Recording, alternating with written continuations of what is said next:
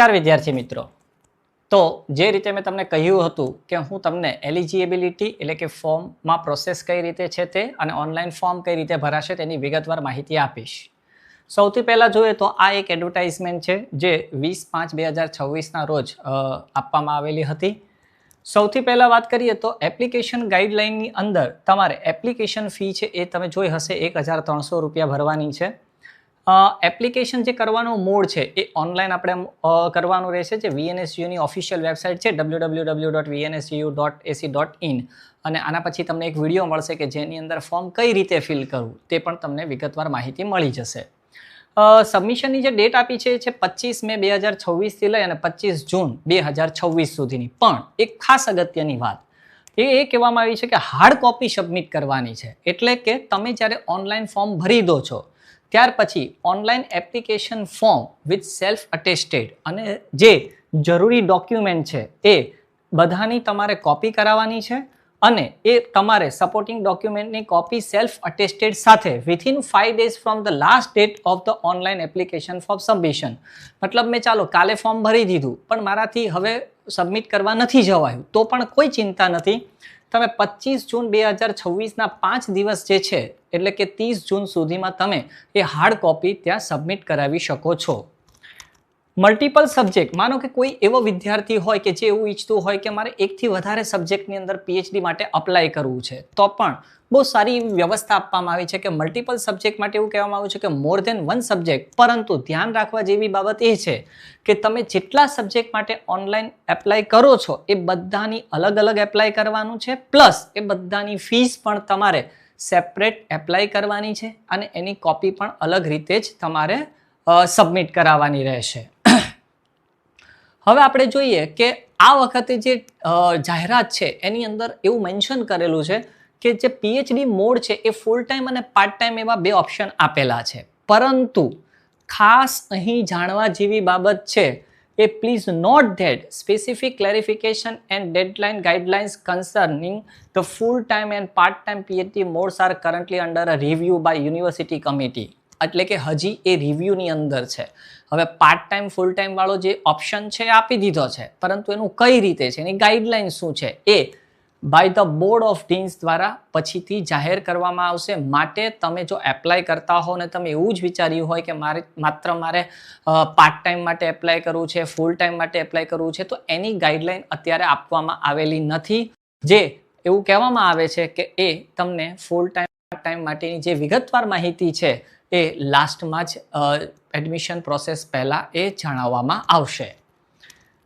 Provisional application and vacancy declaration, હવે અહીંયા એવું મેન્શન કરેલું છે કે આ વખતે આપણા જે આદરણીય કુલપતિશ્રી છે એમણે બહુ સારી એવી વિચાર વ્યક્ત કરેલો છે કે two provide the maximum number of candidate, આપણે વધારામાં વધારે વિદ્યાર્થીઓને પીએચડીમાં એડમિશન મળી શકે એ માટેની એને આયોજન કરેલું છે। The exact number of vacant seats will announce before the admission process commences. મતલબ હજી એણે એવી કોઈ સીટની જાહેરાત નથી કરી કે આ સબ્જેક્ટની અંદર આટલા આપણી પાસે સીટ અવેલેબલ છે, આ માટે આટલી સીટ અવેલેબલ છે।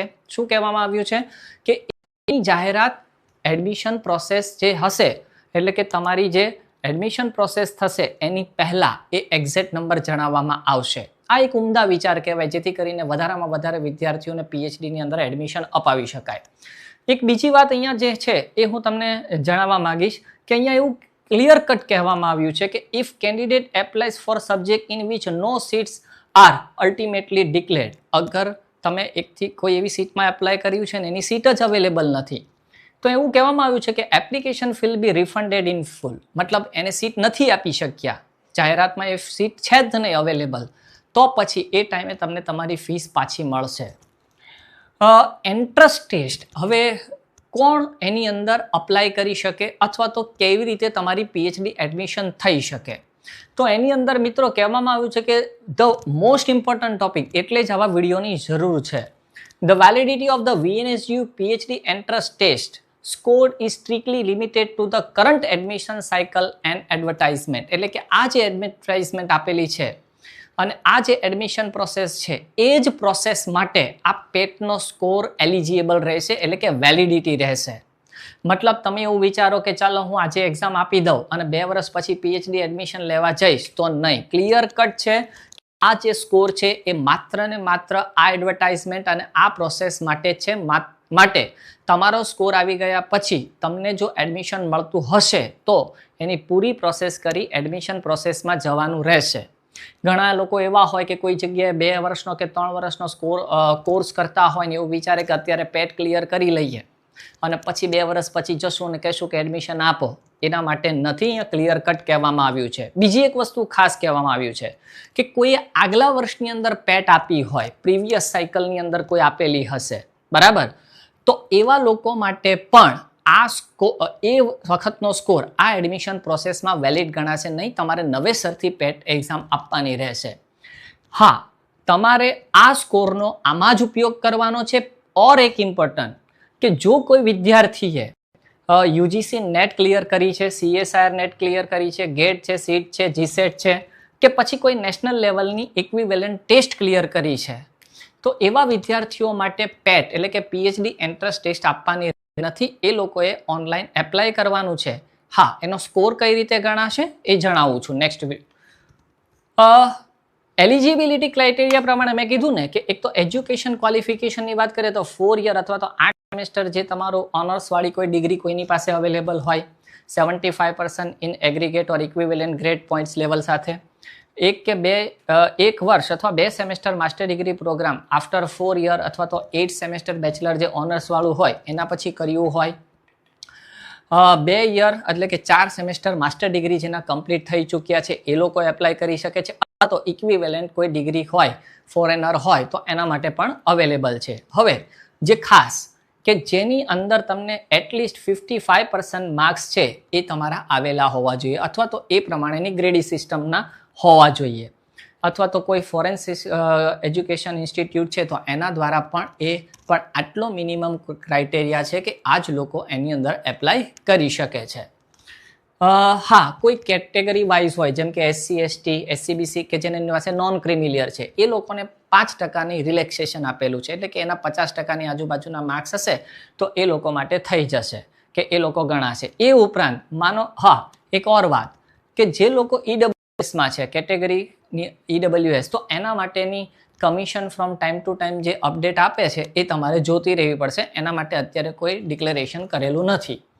હવે કોઈ MPhil કરેલું વ્યક્તિ છે તો એ લોકોને પણ પેટ એક્ઝામ આપવાની નથી. 55% માર્ક્સ સાથે એની પાસ આઉટ હોય તો એને પણ અહીં સીધું એડમિશન મળી શકે છે. Relaxation of 5% marks equivalent category છે મેં તમને કીધું. હવે 40%ની જે છે એ છૂટછાટ કોને આપી છે? ડિસએબિલિટીવાળા માટે છે, બરાબર, કે એના માટે એ છૂટછાટ આપેલી છે.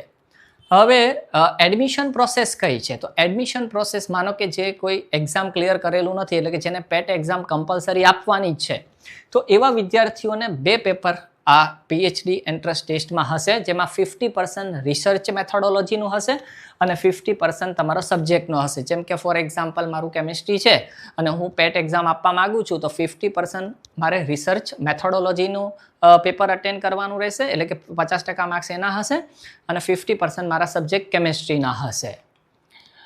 ધ યુનિવર્સિટી સેલ એક ખાસ હવે રિઝર્વેશન કેટેગરી માટે અહીંયા એક ખાસ એને ગાઈડલાઈન જે જાહેર કરી છે એ છે કે જે સીટ્સ છે એને કેટેગરી વાઇઝ ડિવાઈડ કરેલી હશે. હવે માનો કે એ કેટેગરીવાળો વ્યક્તિ હાજર થતો નથી તો અહીંયા સ્પષ્ટ કહેવામાં આવ્યું છે કે 1 month from date of the completion of admission process પછી એ સીટને જે તે સીટમાં કન્વર્ટ કરી અને પછી એ પ્રોસેસને આગળ વધારવામાં આવશે. મતલબ જે કાયદેસરની પ્રોસેસ હશે એ પ્રમાણે જ આગળ વધવામાં આવે છે.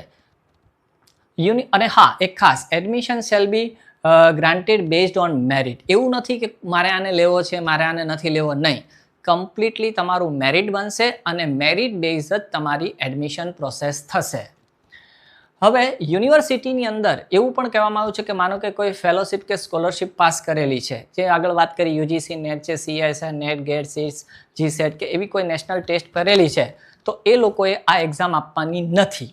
પરંતુ જે એક્ઝામ આપે છે એન્ટ્રન્સ ટેસ્ટ એ લોકો માટે 50-50નો રેશિયો છે. મોસ્ટ ઇમ્પોર્ટન્ટ નોટ કરવા જેવો point, students who have scored 50% marks in VNSU PET are eligible to be called for the interview. મતલબ એવું નથી કે માનો કે 100 વિદ્યાર્થીઓએ એન્ટ્રન્સ ટેસ્ટ આપી દીધી તો એના માર્ક્સને એક મેરિટમાં ગોઠવવામાં આવશે નહીં. તમે એલિજિબલ મતલબ કે તમે પાસ છો, ક્વોલિફાય છો, એના માટેની તમારી એક્ઝામમાં કમ્પલસરી તમારા 50% માર્ક્સ આવેલા હોવા જોઈએ. ફોર એક્ઝામ્પલ 200 માર્ક્સની પેટ એક્ઝામ લે તો એટલીસ્ટ તમારા 50% માર્ક્સ એટલે કે 100 માર્ક્સ તમારા હશે તો તમે એ પેટ ક્લિયર થયા. સમજો, એ તમે ક્લિયર કરી છે, એડમિશન નથી થયું. એના પછી એનું મેરિટ બનશે, એની અંદર તમને ઇન્ટરવ્યૂ લેવામાં આવશે એટલે કે એક પ્રેઝન્ટેશન થશે અને એની અંદર પણ એક ક્રાઇટેરિયા રાખેલા છે જે હું તમને કહી દઉં છું. હા, 5% માર્ક્સ એ રિલેક્સેશન છે, એ કેટેગરી વાઇઝ આપેલી છે, બરાબર. બીજું, university shall decide the number of eligible student to be call for the interview based on the number of PhD seats available. મતલબ જેટલી પીએચડી સીટ અવેલેબલ હશે એના આધારે કેટલા વિદ્યાર્થીઓને આપણે ઇન્ટરવ્યૂ માટે બોલાવવા. એવું નથી કે તમે 50% માર્ક્સ લાવી દીધા તો તમે એલિજિબલ છો એટલે તમને બોલાવવામાં જ આવશે. ચાલો બોલાવશે પણ ખરા, પણ સીટ જેટલી હશે એના અનુસાર ઇન્ટરવ્યૂ એટલે કે પ્રેઝન્ટેશનની અંદર તમારો નંબર આવી શકે છે. એનો મતલબ કે તમારે એડમિશન લેવા માટે તમારે મેક્સિમમ સ્કોર કરવા માટેની ગણતરી રાખવાની. એક કઈ રીતે આ મેરિટ બનશે એની પણ અહીંયા એક વાત કરેલી છે કે provided that for the selection of candidate based on the entrance test conducted by VNSU PET exam દ્વારા જે થશે અથવા તો આવી કોઈ એક્ઝામ પાસ કરેલી હશે તો એનું મેરિટ કઈ રીતે બનશે. 17% ફોર ધ એન્ટ્રન્સ ટેસ્ટ એટલે કે 70% માર્ક્સ તમારા એન્ટ્રન્સ ટેસ્ટના score and 30% for the performance in the interview, viva voice કે પ્રેઝન્ટેશન જે લેશે એના, અને એના પછી મેરિટ બનશે અને તમારી એડમિશન પ્રોસેસ પૂર્ણ થશે. એટલે કે તમે મેક્સિમમ બને એટલા એન્ટ્રન્સ ટેસ્ટ જો આપવાના હોય તો એના માર્ક્સ લાવો અથવા તમે જો કોઈ નેશનલ એક્ઝામ કે આ એક્ઝામ પાસ કરી છે તો એનો સ્કોર અલગ રીતે ગણાશે. પણ 70% સ્કોર એ પેટ અથવા તો આ એક્ઝામના અને 30% જે તમારું પ્રેઝન્ટેશન કે વાઇવા જે હશે એના, અને એના પરથી મેરિટ બનશે અને એના આધારે એડમિશન થશે. માનો કે 10 સીટ અવેલેબલ છે તો તમારે તમારી જાતને એ 1 થી 10માં લાવવાની રહેશે. શેના આધારે? તો કે એક્ઝામ આપી એના 70% અને તમે પ્રેઝન્ટેશન આપ્યું એના 30% અને એના પરથી એડમિશન પ્રોસેસ થશે. આ સૌથી ઇમ્પોર્ટન્ટ મુદ્દો હતો. બીજી વસ્તુ, રિસર્ચ એડવાઇઝર કમિટી જે છે RSC એનું ડિસિઝન આખરી હોય છે. હર હંમેશા એનું ડિસિઝન આખરી હોવું જોઈએ કેમ કે એ એક વ્યવસ્થા છે કે જેને આધારે આપણે એક પ્રામાણિકતાપણે આ પ્રોસેસને ચલાવતા હોય છે. અંતમાં હું એવું કહીશ કે આ એક મારો એવો નાનો પ્રયાસ હતો કે તમારી જો કોઈ મૂંઝવણ હોય કે કોણ કોણ એડમિશનમાં અપ્લાય કરી શકે, એની મેથડ કઈ હશે, તો આ રીતે છે. ખાસ ધ્યાન રાખવા જેવી 50% માર્ક્સ તમારા પેટની અંદર હોવા જોઈએ. તમે જો એક્ઝામ ક્લિયર કરી છે તો પેટ આપવાની જ નથી. એના 70% માર્ક્સ અને 30% પ્રેઝન્ટેશનના બંને મળી અને સ્કોર બનશે અને મેરિટને આધારે એડમિશન થશે. Thank you so much. Next વિડીયોની અંદર હું તમને આપવા જઈ રહ્યો છું કે ઓનલાઈન ફોર્મ ભરાય કઈ રીતે છે. મિત્રો, એ વિડીયો જોજો, લોકોને શેર કરજો, પ્લીઝ સબસ્ક્રાઈબ કરજો. સબસ્ક્રાઈબના કોઈ પૈસા નથી, ઇફ પોસિબલ સબસ્ક્રાઈબ કરો. બીજી વસ્તુ કે તમે જ્યારે એન્ટ્રન્સ ટેસ્ટ આપવા રહ્યા છો તો તમને મારા આ યુટ્યુબ ચેનલ પર ઘણા એવા વિડીયોઝ મળી જશે કે ક્વેશ્ચન આન્સર સોલ્વ કરેલા હશે. શું ખબર કે તમારી એન્ટ્રન્સ ટેસ્ટની અંદર તમને હેલ્પફુલ થાય.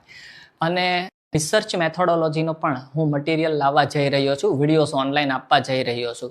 તો પ્લીઝ સબસ્ક્રાઈબ કરો, શેર કરો અને મેક્સિમમ લોકો આ વિડીયો જોવે એવી ટ્રાય કરો. છતાં પણ હું કોઈ પણ ચાર્જ વગર બધાને હેલ્પ કરું છું. તમને કોઈ પણ મુશ્કેલી હોય તો તમે મારો સંપર્ક કરી શકો છો. મારો નંબર સ્ક્રીન પર અવેલેબલ છે. પણ મિત્રો, મારી ખાસ વિનંતી, પ્લીઝ સબસ્ક્રાઈબ કરો, શેર કરો અને લોકોને કહો કે વિડીયો વધારે ને વધારે લોકો જોવે. નેક્સ્ટ વિડીયોની અંદર ઓનલાઈન એપ્લાય કઈ રીતે કરવું. મિત્રો, ઓનલાઈન એપ્લાય કરતાં પહેલાં ખાસ વિચારજો, 1300 રૂપિયા છે. એના કરતાં બેટર છે કે મારો વિડીયો જોયા પછી ઓનલાઈન એપ્લાય કરો. ધન્યવાદ. આશા રાખું છું કે તમને માહિતી મદદરૂપ સાબિત થઈ હશે અને તમે વધારે ને વધારે પ્રગતિ કરો એવી શુભકામના. ધન્યવાદ. ભારત માતા કી જય. જય શ્રી રામ.